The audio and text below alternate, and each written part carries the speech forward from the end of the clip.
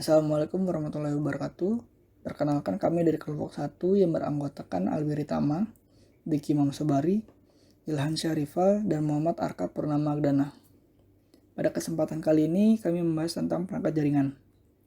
Jaringan komputer terdiri dari 2 atau lebih komputer yang saling terhubung, baik dengan kabel atau tanpa kabel, dengan tujuan mentransmisikan, bertukar, atau berbagi data dan sumber daya. Pada jaringan komputer juga memerlukan perangkat-perangkat yang dapat menghubungkan antara komputer satu dengan komputer lainnya, seperti router, hub, switch, bridge, repeater, konektor, modem, kabel, server, gateway, dan USB Wi-Fi adapter. Yang pertama, router.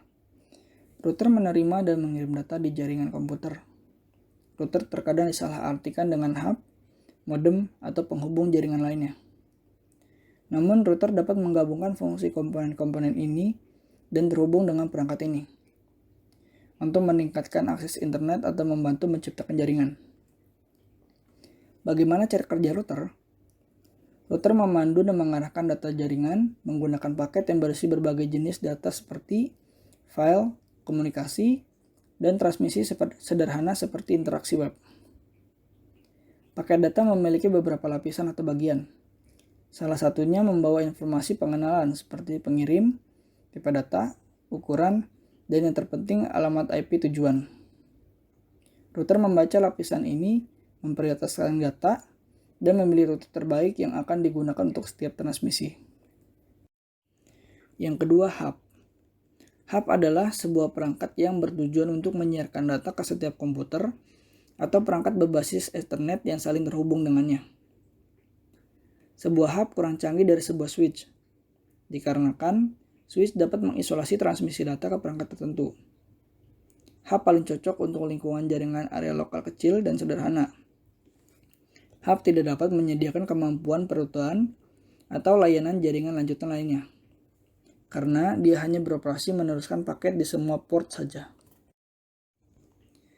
Jenis-jenis hub. Yang pertama, aktif hub, yaitu hub yang memiliki satu daya sendiri dan dapat membersihkan, meningkatkan, dan menyampaikan sinyal bersama dengan jaringan. Ini digunakan untuk memperpanjang jarak maksimum antar node. Yang kedua, pasif hub, mengumpulkan kabel dari node dan satu daya dari hub aktif.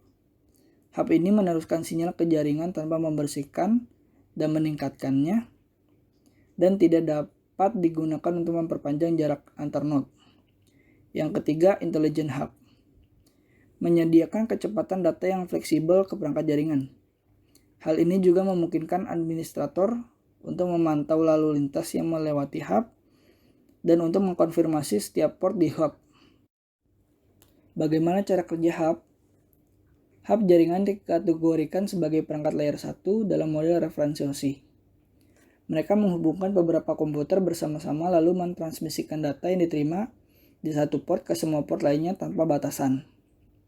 Pada hal ini, hub beroperasi dalam half duplex. Model jaringan ini terkadang menimbulkan masalah keamanan dan privasi, karena lalu lintas tidak dapat dijaga atau dikarantina. Ini dapat menyajikan masalah praktis dalam hal manajemen lalu lintas. Perangkat pada hub berfungsi sebagai segmen jaringan dan berbagi domain menjadi tabrakan.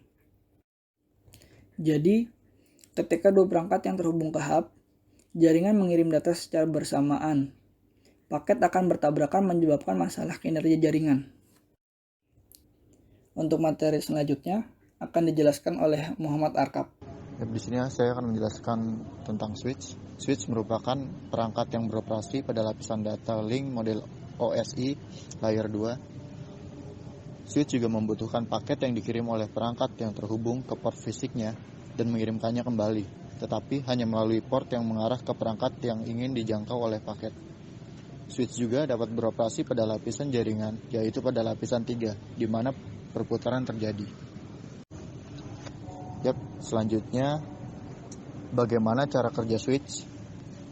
Umumnya, switch melakukan pertukaran data hingga memproses data yang lebih efisien dibandingkan HUB.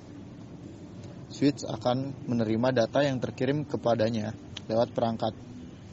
Dan kemudian switch mendeteksi dan mencocokkan alamat MAC perangkat tujuan berdasarkan tabel yang dimiliki. Selanjutnya, switch membuat logika koneksi menggunakan port yang terhubung dengan alamat perangkat yang dituju. Switch juga mengurangi potensi tabrakan data pada port penghubung.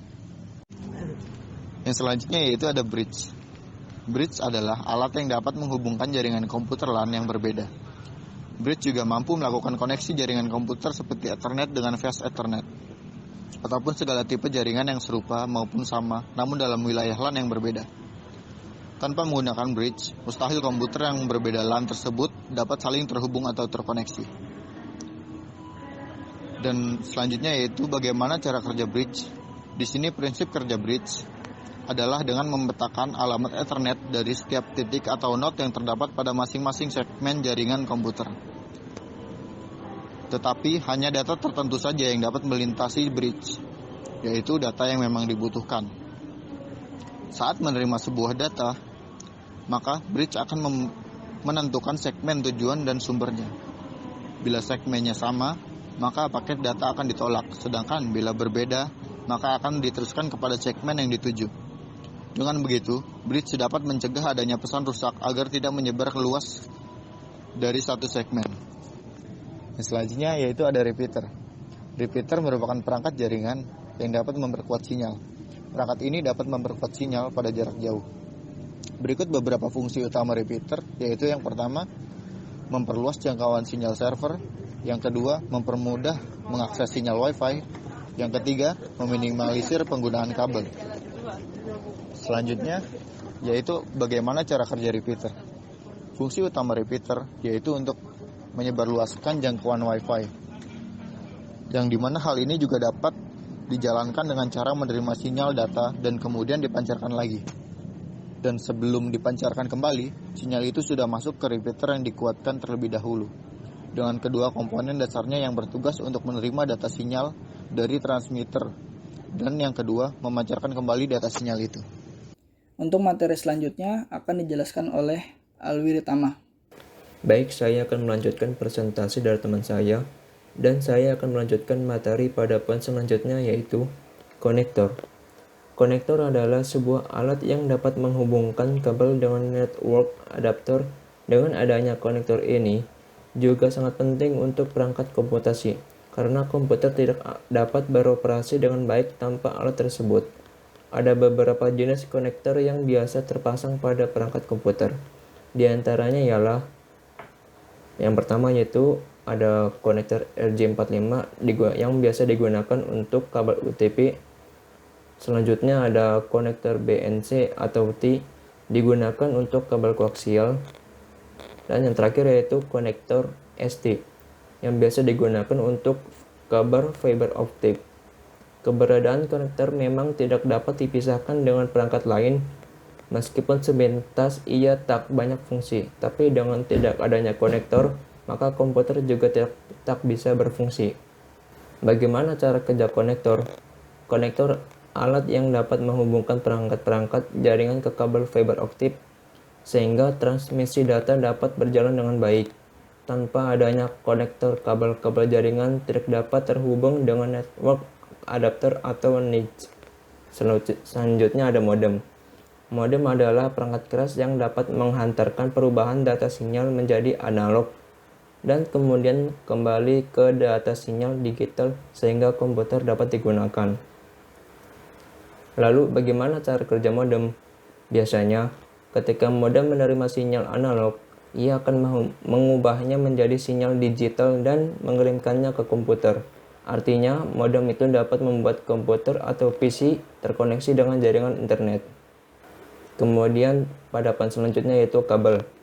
Kabel adalah sebuah alat untuk menghantarkan arus dari dan ke sebuah perangkat. Ada banyak jenis kabel yang digunakan pada perangkat komputer, biasanya jenis uni-shielded, third pair, atau UTP. Kelemahan penggunaan kabel seperti ini biasanya rumit karena membutuhkan lokasi, seperti penempatan kabel agar dapat terlihat rapih. Lalu bagaimana cara kerja kabel? Kabel untuk jaringan secara fungsi hanya untuk koneksi, jaringan saja. Tidak bisa untuk kegunaan lainnya seperti contoh aliran listrik. Nantinya kabel tersebut akan mengalirkan data ataupun sinyal ke dalam komputer kita sesuai dengan jenis dan kegunaannya. Lalu selanjutnya ada server. Server adalah sebuah komputer atau perangkat yang menyediakan layanan atau servis pada klien yang terhubung dengannya. Kegunaan komputer server adalah sebagai penyedia data informasi yang nantinya akan dikirimkan dan juga disebarkan melalui jaringan. Untuk materi selanjutnya akan dijelaskan oleh Ilhan Syahrival. Ya, baik, langsung saja saya lanjutkan. Selanjutnya adalah bagaimana cara kerja server. Di dalam server terdapat banyak sekali data. Semua data tersebut akan dihubungkan lewat sebuah sistem jaringan agar bisa menuju ke komputer klien. Ada baiknya komputer server diletakkan di dalam ruangan yang mempunyai sistem pendingin udara untuk mengurangi tingkat panas pada komputer server. Selanjutnya yaitu gateway. Gateway adalah sebuah perangkat yang digunakan sebagai media penghubung satu jaringan komputer dengan satu jaringan lain, atau menghubungkan dengan beberapa jaringan komputer lainnya yang menggunakan sistem protokol yang berbeda. Bagaimana cara kerjanya? Secara umum, cara kerja dari gateway merupakan sebuah proses jaringan yang bisa terhubung sampai ke jaringan yang berbeda. Gateway dapat dihubungkan langsung ke router karena router secara tepat dapat menyalurkan jalur perutaan paket data yang muncul di gateway. Kemudian, switch memilih jalan masuk dan keluar dari gateway untuk paket data yang telah ditetapkan. Selanjutnya yaitu USB Wi-Fi adapter. USB Wi-Fi adapter adalah alat pengganti Wi-Fi card pada komputer yang bermasalah, sehingga komputer tidak dapat terhubung dengan jaringan Wi-Fi. Jika Wi-Fi card yang terdapat di komputer rusak atau bermasalah, maka hanya dengan mencolokkan USB Wi-Fi adapter ke port USB dan install drivernya, maka komputer tersebut dapat dengan mudah terhubung dengan jaringan Wi-Fi. Bagaimana cara kerjanya? Semua koneksi yang terlibat dalam jaringan tersebut akan berbagai identitas Service Set Identifier atau SSID yang sama sebagai access point. Selain itu juga akan menggunakan kode keamanan seperti WEP atau WPA sesuai dengan pengaturan. Sementara itu, pada mode ad hoc, koneksi jaringan tidak membutuhkan access point dan secara langsung bisa terhubung dengan semua perangkat wireless. Pada mode koneksi jenis ini, koneksi mode ad hoc harus menggunakan saluran dan SSID yang sama. Oke, jadi di materi kali ini kesimpulannya adalah dalam jaringan komputer sendiri memiliki beberapa perangkat yang saling terhubung dan juga menjembatani kedua atau lebih komputer tersebut untuk berbagi sumber. Perangkat-perangkat tersebut dapat mempermudah proses berbagai informasi atau proses berjalannya jaringan komputer itu sendiri. Misal, untuk terhubung ke suatu jaringan seperti jaringan lokal ataupun WiFi internet, ataupun untuk terhubung ke hardware seperti printer agar dapat digunakan oleh satu ruangan, semua itu memerlukan perangkat jaringan komputer. Sekian presentasi dari kelompok kami. Kurang lebihnya mohon maaf. Assalamualaikum warahmatullahi wabarakatuh.